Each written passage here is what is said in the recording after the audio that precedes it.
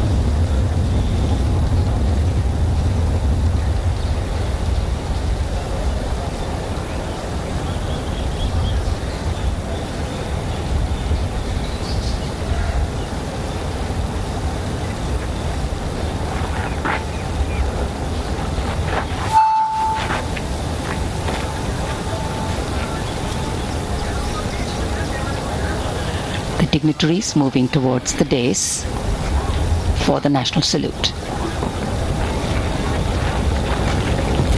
राष्ट्रपति अंगरक्षक सलामी देगा।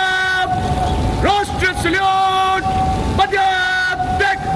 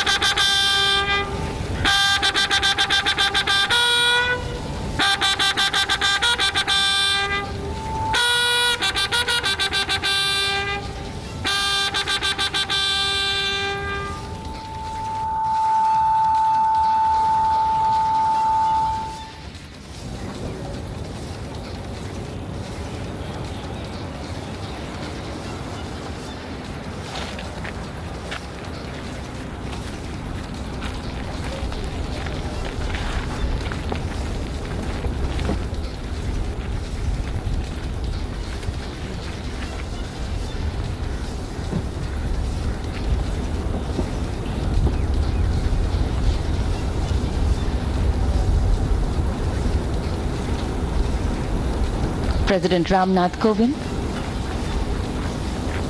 sitting in his vehicle, and accompanying him the President-elect Srimati Draupadi Murmu as they make their way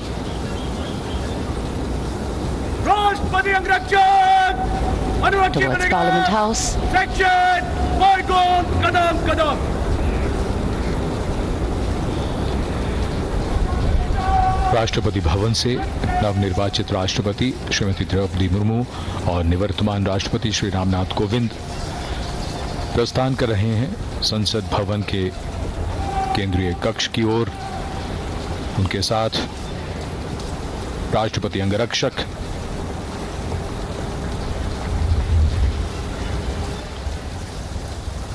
विशाल भव्य राष्ट्रपति भवन के प्रांगण से ये काफिला अब धीरे धीरे राष्ट्रपति भवन के मुख्य द्वार की ओर बढ़ता हुआ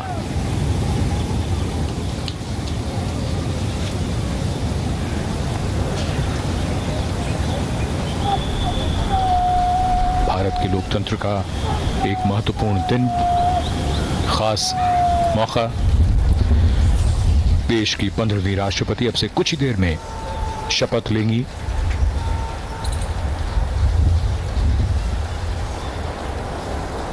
रायसीना पहाड़ी पर बना विशाल और भव्य राष्ट्रपति भवन, जिसकी नींव सन 1911 में रखी गई थी और इसी के जयपुर कॉलम के नजदीक से गुजर रहा है ये काफिला, जो अग्रसर है संसद भवन की ओर। The President's limousine is escorted by the President's bodyguard proceeding to gate number 5 of Parliament House. In fact, the 6 Sikh will turn out guard at the southern side of the Jaipur column for departure. Commanding Officer Colonel S.K. Mohanty.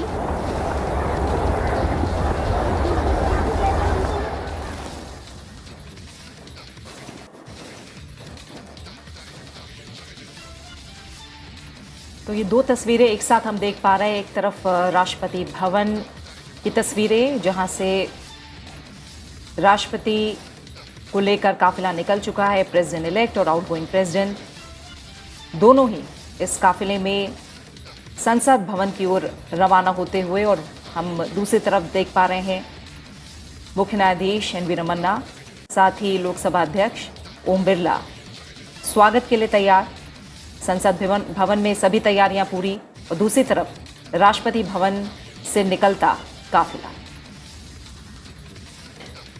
Absolutely. So this motorcade, being escorted by the President's bodyguard to the Parliament House, wherein in the Central Hall of Parliament, the historical Central Hall, which has seen the Indian Constitution being framed every 5 years. We witness momentous occasions like these in this very Central Hall of Parliament. So a lot of historical significance for this particular hall inside the Parliament premises. And now, as you can see, the President-elect, Madam Draupadi Murmu, along with the outgoing President, Mr. Ramnath Kovind, headed towards the Central Hall of Parliament. In a few moments from now, Chief Justice of India N.V. Ramanna will administer the oath of office to Draupadi Murmu as the 15th President of India. Kovind. And of course, a joyous and celebratory moment for Srimati Murmu, but also knowing that she has a task ahead and to serve the country to the best of her ability.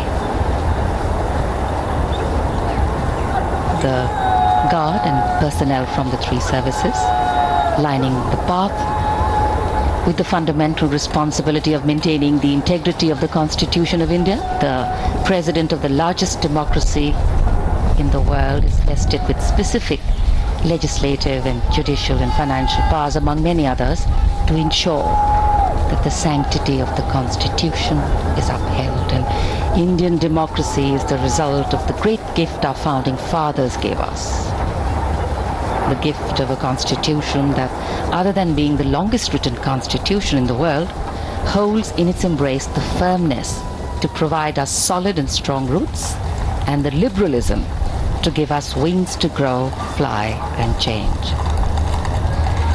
And as we await the swearing-in ceremony of India's 15th president to take the President's place, cavalcade to reach the Parliament House premises, you can see Prime Minister Narendra Modi now entering the venue. He's being welcomed by Chief Justice of India, Mr. N.V. Ramanna, and also Lok Sabha Speaker, Mr. Om Birla.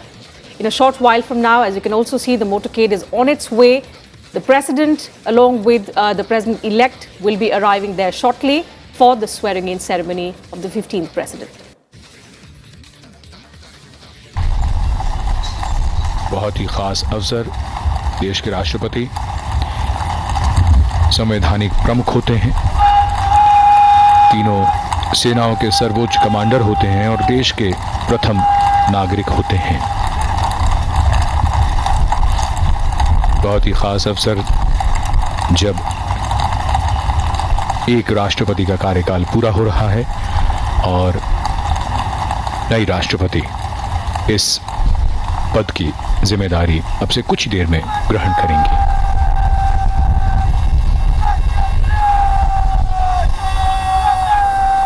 there invariably is as a form of Vice President and dialogue Chairman of with Rajya Sabha, reference Mr. M. to Venkaiah Naidu, the being values welcomed a by the democratic Chief nation Justice rests and the on. Speaker of Lok Sabha Moving these inside the Central values Hall of from Parliament, paper the iconic venue wherein this momentous occasion of the President being sworn in will take place shortly. Both today. तो राष्ट्रपति भवन से निवर्तमान राष्ट्रपति रामनाथ कोविंद और नवनिर्वाचित राष्ट्रपति द्रौपदी मुर्मू का काफिला संसद भवन की ओर रवाना होता हुआ, जहां उपराष्ट्रपति एम वेंकैया नायडू, लोकसभा अध्यक्ष ओम बिरला, साथ ही मुख्य न्यायाधीश एन वी रमन्ना उनके स्वागत के लिए मौजूद हैं। संसद भवन के केंद्रीय कक्ष में अब से कुछ ही पलों बाद द्रौपदी मुर्मू को देश के 15वें राष्ट्रपति के तौर पर शपथ दिलाई जाएगी।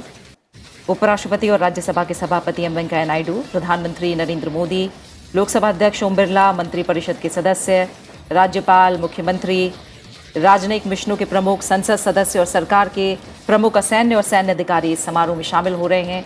तमाम राज्यों के मुख्यमंत्री भी इस समारोह में शामिल होने के लिए संसद भवन पहुंच चुके हैं। चलती रहती है। भारतीय लोकतंत्र के लिए एक बेहद शानदार दिन, जहां सर्वोच्च संवैधानिक पदों पर किस तरीके से हस्तांतरण होता है, ये इसके हम सब गवाह बन रहे हैं, साक्षी बन रहे हैं। और ये हमारे लोकतंत्र की, हमारी लोकतांत्रिक विरासत की ये खूबसूरत तस्वीर।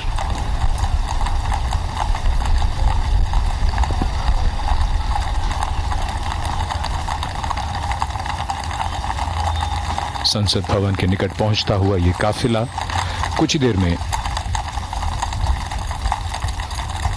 संसद भवन के गेट नंबर 5 पर पहुंचेगा।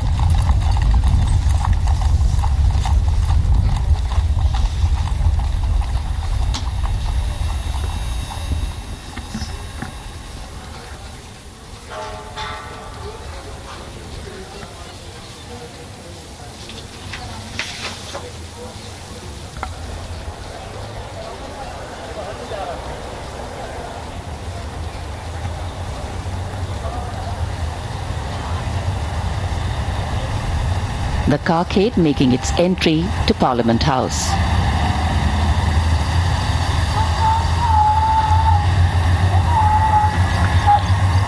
संसद भवन में दाखिल होता हुआ ये काफिला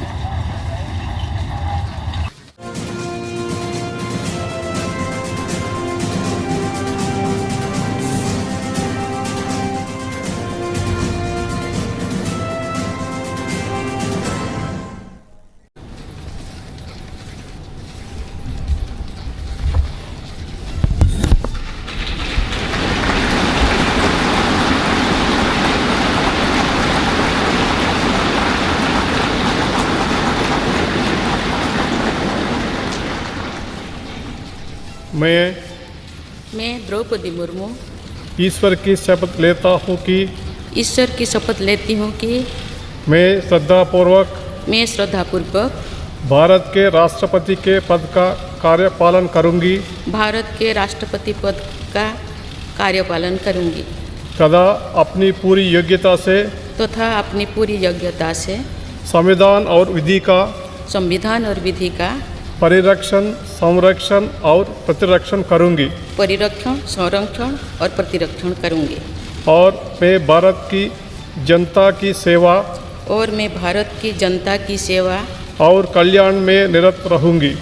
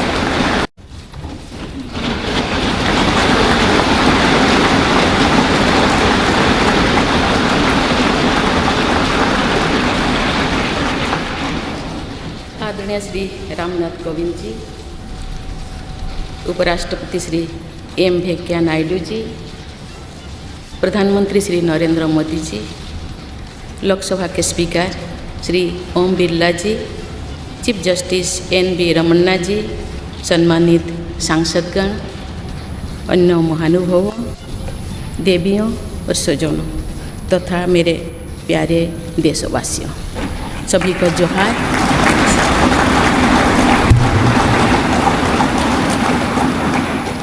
भारत के सर्वोच्च संवैधानिक पद पर निर्वाचित करने के लिए मैं सभी सांसदों और सभी विधानसभा सदस्यों का हार्दिक आभार व्यक्त करती हूँ। आपका मत देश के करोड़ों नागरिकों के विश्वास की अभिव्यक्ति है। मैं भारत के समस्त नागरिकों की आशा, आकांक्षा और अधिकारों की प्रतीक इस पवित्र संसद से सभी देशवासियों का पूरी विनम्रता से अभिनंदन करती हूँ।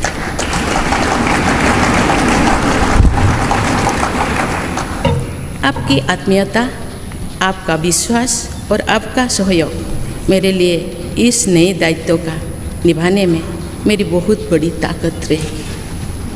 मुझे राष्ट्रपति के रूप में देश ने एक ऐसे महत्वपूर्ण कालखंड में चुना है जब हम अपनी आज़ादी का अमृत महोत्सव मना रहे हैं।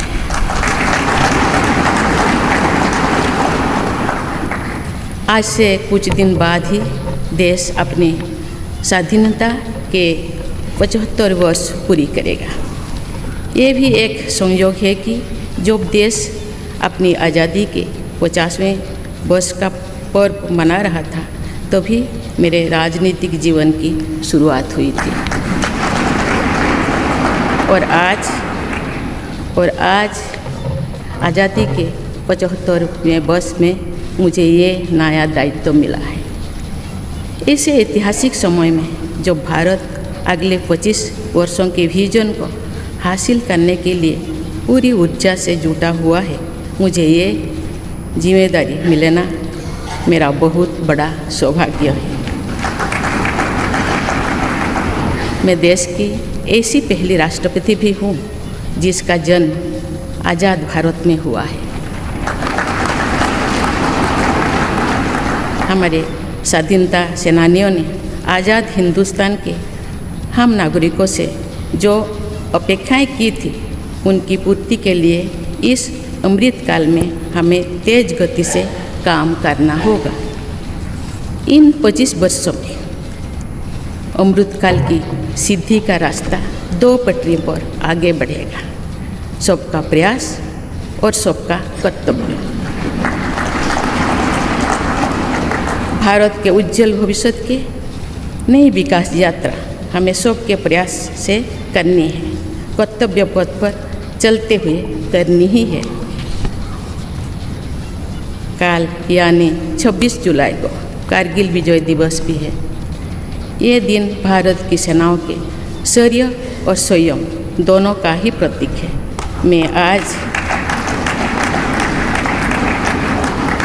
मैं आज देश की सेनाओं को तथा देश के समस्त नागरिकों को कारगिल विजय दिवस की अग्रिम शुभकामनाएं देती हूँ। देवियों और स्वजनों, मैंने अपनी जीवन यात्रा पूर्वी भारत में ओडिशा के एक छोटे से आदिवासी गांव से शुरू की थी। मैं जिस पृष्ठभूमि से आती हूँ वहाँ मेरे लिए प्रारंभिक शिक्षा प्राप्त करना भी एक सपने जैसा ही था, लेकिन अनेक बाधाओं के बावजूद मेरा संकल्प दृढ़ रहा और मैं कॉलेज जाने वाली अपने गांव की पहली बेटी थी।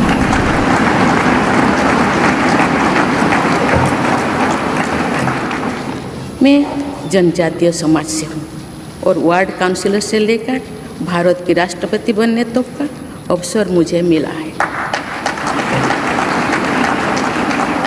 ये लोकतंत्र की जननी भारतवर्ष की महानता है। ये हमारे लोकतंत्र की ही शक्ति है कि उसमें एक गरीब घर के पैदा होने बेटी दूर सुदूर आदिवासी क्षेत्र में पैदा हुई बेटी भारत के सर्वोच्च संवैधानिक पद तक पहुंच सकती है।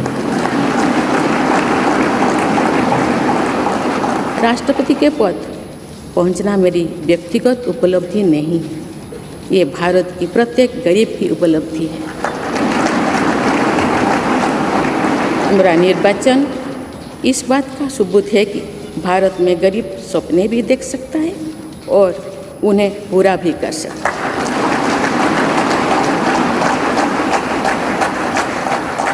और ये मेरे लिए बहुत संतोष की बात है कि जो सदियों से वंचित रहे, जो जीवन विकास के लाभ से दूर रहे, वे गरीब, दलित, पिछड़े तथा आदिवासी मुझे ये अपना प्रतिबिंब देख सकते हैं।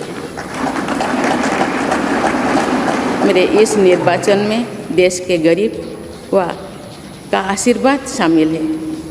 देश की करोड़ों महिलाओं और बेटियों के सपनों और सामर्थ्य की झलक है। मेरे इस निर्वाचन में पुराने लीग से हटकर नए रास्ते पर चलने वाले भारत के आज के युवाओं का साहस भी शामिल है। ऐसे प्रगतिशील भारत का नेतृत्व करते हुए आज मैं खुद को गौरवान्वित महसूस कर रही हूँ। मैं आज समस्त देशवासियों को, विशेषकर भारत के युवाओं को तथा भारत की महिलाओं को ये विश्वास दिलाती हूँ कि इस पद पर कार्य करते हुए मेरे लिए उनके हित सर्वोपरि होंगे। देवियों और स्वजनों, मेरे सामने भारत के राष्ट्रपति पद की ऐसी महान विरासत है जिसने विश्व में भारतीय लोकतंत्र की प्रतिष्ठा का निरंतर मजबूत किया है। देश के प्रथम राष्ट्रपति डॉक्टर राजेंद्र प्रसाद से लेकर श्री रामनाथ कोविंद जी तक अनेक विभूतियों ने इस पद को सुशोभित किया है। इस पद के साथ साथ देश ने इस महान परंपरा के प्रतिनिधित्व का दायित्व भी मुझे सौंपा है। संविधान के आलोक में मैं पूरी निष्ठा से अपने कर्तव्यों का निर्वहन करूंगी। मेरे लिए भारत के लोकतांत्रिक सांस्कृतिक आदर्श और सभी देशवासी हमेशा मेरे ऊर्जा के स्रोत रहेंगे। देवियों और स्वजनों, हमारे संवैधानिक संग्राम में, स्वाधीनता संग्राम में एक राष्ट्र के तौर पर भारत की नई यात्रा की रूपरेखा तैयार की है। हमारा स्वाधीनता संग्राम उन संघर्षों और बलिदानों की अविरल धारा है जिसने आज़ाद भारत के लिए कितनी ही आदर्शों और संभावनाओं की सिंचा था। पूज्य बापू ने हमें स्वराज, स्वदेशी, स्वच्छता और सत्याग्रह द्वारा भारत के सांस्कृतिक आदर्शों की स्थापना का मार्ग दिखाया था। नेताजी सुभाष चंद्र बोस, नेहरू जी, सरदार पटेल, बाबा साहेब अम्बेडकर, भगत सिंह, सुखदेव, राजगुरु, चंद्रशेखर आज़ाद जैसे अनगिनत स्वाधीनता सेनानियों ने हमें राष्ट्र के स्वाभिमान को सर्वोपरि रखने की शिक्षा दी थी। रानी लक्ष्मीबाई, रानी वेलु नाचियार, रानी गाईदिन्लु और रानी चेन्निमा जैसी अनेकों वीरांगनाओं ने राष्ट्र इच्छा और राष्ट्र निर्माण में नारी शक्ति की भूमिका को नई ऊर्जा दी है। संथाल क्रांति, पाइक क्रांति से लेकर कोल क्रांति और भील क्रांति ने स्वतंत्रता संग्राम में आदिवासी योगदान को और सशक्त किया। सामाजिक उत्थान एवं देश प्रेम के लिए धरती आबा भगवान बिरसा मुंडा जी के बलिदान से हमें प्रेरणा मिली थी। मुझे खुशी है कि आज़ादी की लड़ाई में जनजातीय समुदाय के योगदान को समर्पित अनेक म्यूजियम देश भर में बनवाया जा रहा है। देवियों और स्वजनों, एक संसदीय लोकतंत्र के रूप में 75 वर्ष में भारत ने प्रगति के संकल्प को सहभागिता एवं सर्वसम्मति से आगे बढ़ाया है। विविधताओं से भरे अपने देश में हम अनेक भाषा, धर्म, संप्रदाय, खान पान, रहन सहन, रीति रिवाजों का अपनाते हुए एक भारत श्रेष्ठ भारत के निर्माण में सक्रिय है। आज़ादी के 75वें वर्ष के अवसर पर आया है अमृतकाल। भारत के लिए नए संकल्पों का कालखंड है। आज मैं इस नए युग के स्वागत में अपने देश को नई सोच के साथ तत्पर और तैयार देख रही हूँ। भारत आज हर क्षेत्र में विकास का नया अध्याय जोड़ रहा है। कोरोना महामारी के वैश्विक संकट का सामना करने में भारत ने जिस तरह का सामर्थ्य दिखाया है, उसने पूरे विश्व में भारत की साख बढ़ाया है।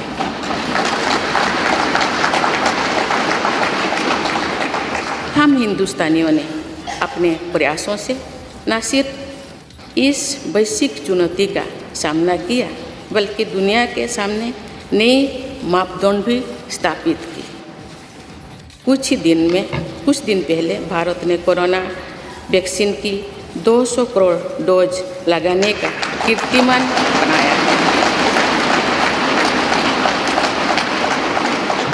इस पूरी लड़ाई में भारत के लोगों ने जिस संयम, साहस और सहयोग का परिचय दिया, वो एक समाज के रूप में हमारी बढ़ती हुई शक्ति और संवेदनशीलता का प्रतीक है।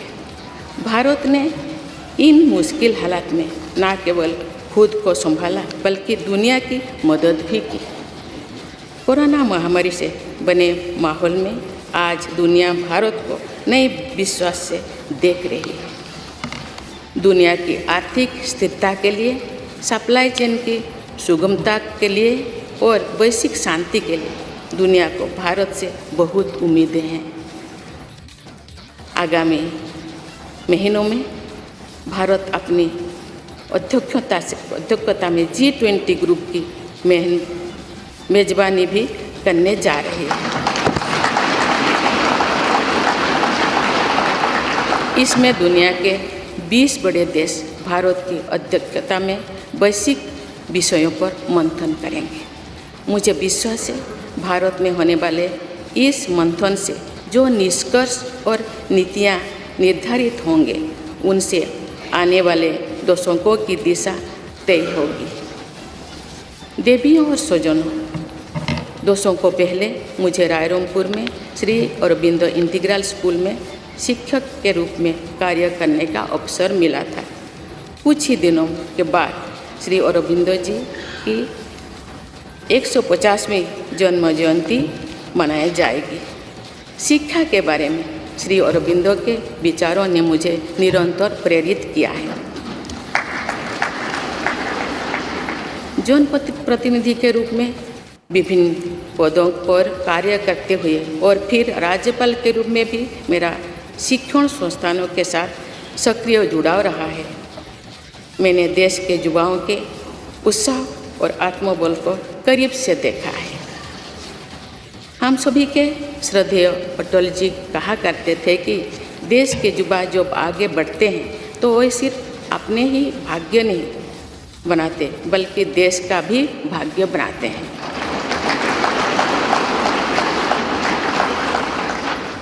आज हम इसे सोच होते देख रहे हैं।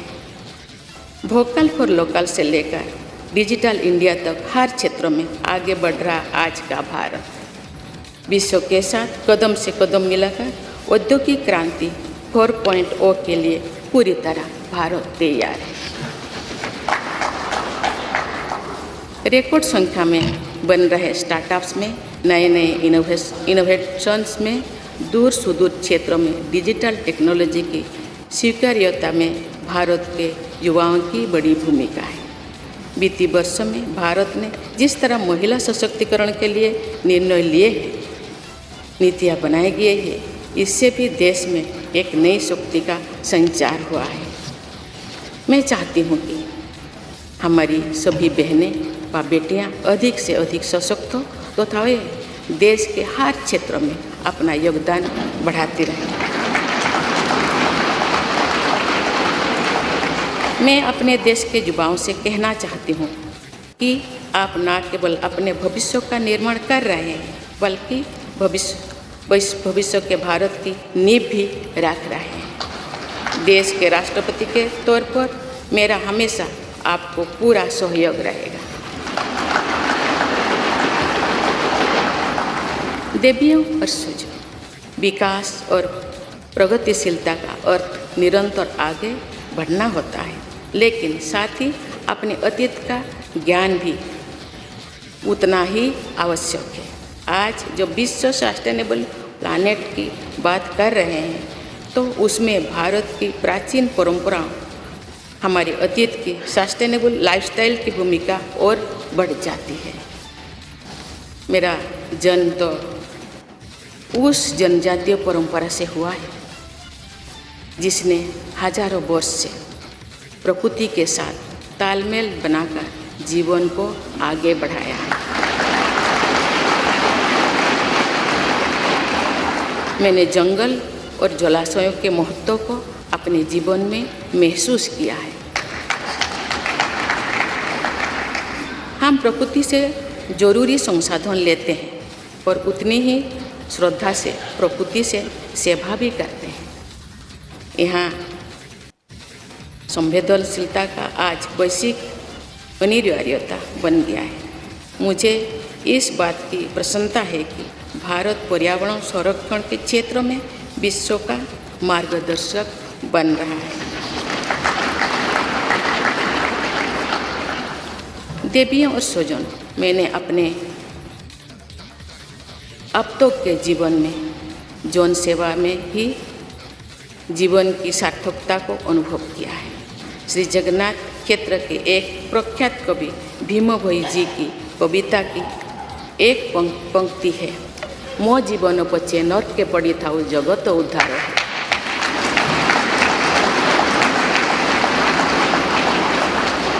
अर्थात अपने जीवन के हित और हित से बड़ा जगत कल्याण के लिए कार्य करना होता है। जगत कल्याण की इसी भावना के साथ मैं आप सब के विश्वास पर खरा उतरने के लिए पूरी निष्ठा व लगन से काम करने के लिए सदैव तत्पर रहूँगी। आइए हम सभी एकजुट होकर समर्पित भाव से कर्तव्य पथ पर आगे बढ़े तथा वैभवशाली व आत्मनिर्भर भारत का निर्माण करें। धन्यवाद। जय हिंद, जय।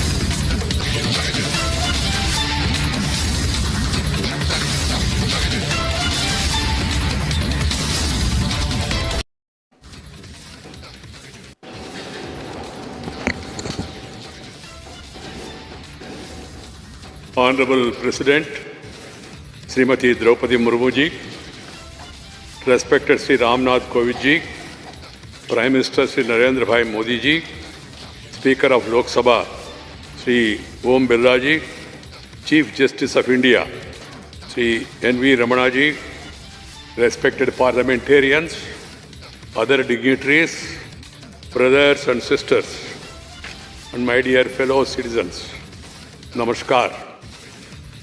Madam President, you have just addressed the members of the Parliament. I wish to read a few paragraphs from the English version of the address, and the rest may be considered as read in view of the time constraint. I express my heartfelt gratitude to all members of Parliament and legislative assemblies for electing me to the highest constitutional post of India. Brothers and sisters, we have to work at a fast pace in this Amrit Kal to fulfill the expectations of our freedom fighters from the citizens of independent India. In these 25 years, the path to attain the goals of Amrit Kal will proceed on two tracks, Sabka Prayas or Sabka Kartavya. Everyone's efforts and everyone's duty. The new development journey towards the bright future of India has to be undertaken by our collective efforts following the path of duty. We will be observing Kargil Vijay Divas tomorrow, July 26th. This day is a symbol of both the bravery and the restraint of the Indian armed forces. Today, I extend my best wishes in advance to the armed forces of the country and to all the citizens of India. Brothers and sisters, growth and progress mean continuously marching ahead. But equally important is awareness about one's past. Today, when the world is talking about sustainable planet, the role of India's ancient traditions and sustainable lifestyle becomes more important. I was born in the tribal tradition which has lived in harmony with the nature for thousands of years. I have realized the importance of forests and water bodies in my life. We take necessary resources from nature and serve nature with equal reverence. This sensitivity has become a global imperative today. I am happy that India is guiding the world in the field of environmental protection. Brothers and sisters, in my life so far, I have realized the meaning of life only through public service. There is a line from the poem of Bhim Bhoi Ji, a famous poet of Sri Jagannath Kshetra. Mo jeevan bacche, narke paditao, jagata uddar hev. That is, working for the welfare of the world is far greater than one's own interest. With the spirit of welfare of the world, it always be ready to work. All of us, with full devotion and dedication, to live up to the trust you all have reposed in me. Let us all unite and move forward on the path of duty with a dedicated spirit to build a glorious and self-reliant India. Thank you. Jai Hind.